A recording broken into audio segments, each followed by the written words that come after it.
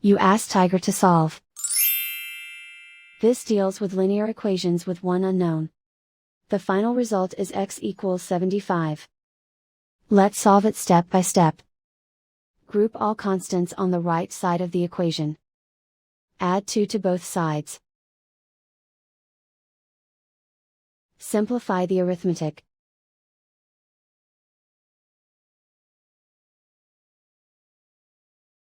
Isolate the x.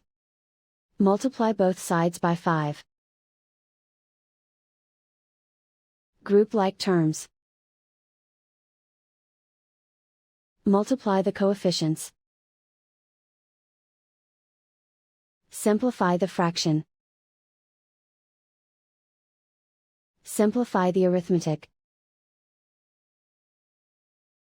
And so the final result is x equals 75.